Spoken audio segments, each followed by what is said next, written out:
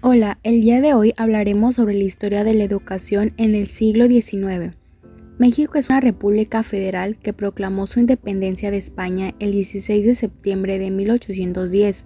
El régimen republicano democrático representativo federal se estableció con la Constitución de 1824. Los liberales le asignan al Estado un rol neutro, enfatizando los derechos individuales y garantías individuales, que los ciudadanos eligieran a sus representantes, ya fuera civil o temporal, mientras los conservadores querían una nación gobernada por un monarca católico europeo. Ellos tenían una centralización política, eran intolerantes a la religión, tenían una continuidad de la tradición política colonial con una ciudadanía restringida. Su objetivo era garantizar la protección de los derechos de libertad, propiedad, igualdad y seguridad. La educación era formar ciudadanos útiles y virtuosos, no debía reducirse la lectura y la escritura. En 1833, Gómez Farías vislumbró la posibilidad de emitir una legislación capaz de dar fin a los privilegios de la Iglesia Católica.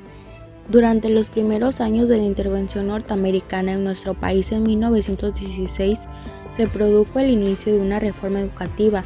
Una de las primeras disposiciones del gobierno de ocupación fue la promulgación de la ley que se establecía que la educación primaria para los niños debía ser de 7 a 14 años de edad. Esta era obligatoria y gratuita. En la Constitución de 1857 incluía el artículo 3, referente a la educación, donde se promulgó su gratuidad, obligatoriedad y, lo más importante, laicidad. Creía que la instrucción es la base de la prosperidad de un pueblo, a la vez que es el medio más seguro de hacer imposible los abusos del poder.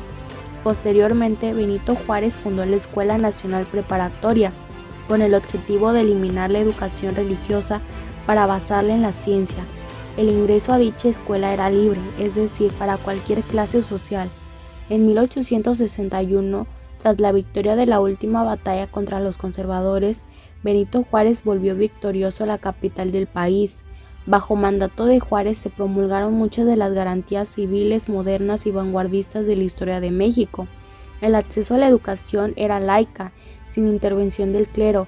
Abrió también las posibilidades de un fuerte sistema de educación pública libre de instrucción religiosa, estableciendo así una amplia libertad de enseñanza.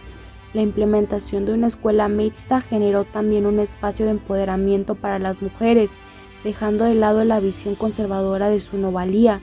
Actualmente se le adjudica a Juárez la anulación de las costumbres virreinales y los cimientos del cambio liberal con una visión pacífica. Después de casi medio siglo de luchas internas y contra enemigos del exterior, el país empezaba a disfrutar de paz. La insurrección de Díaz fue sofocada, aunque hubo todavía brotes esporádicos de violencia.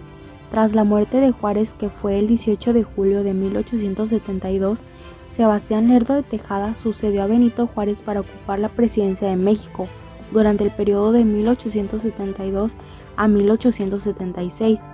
También incorporó las leyes de reforma a la Constitución, donde se estableció el laicismo en el país. Se volvió independiente de cualquier doctrina religiosa. Se demandó la obligatoriedad de la enseñanza primaria en apego al Código Civil de 1870. Lerdo de Tejada dictó una ley en la que en el artículo 49 se prohibía la enseñanza religiosa en los planteles oficiales. Tras el triunfo del segundo plan, Porfirio Díaz asumió la presidencia del país.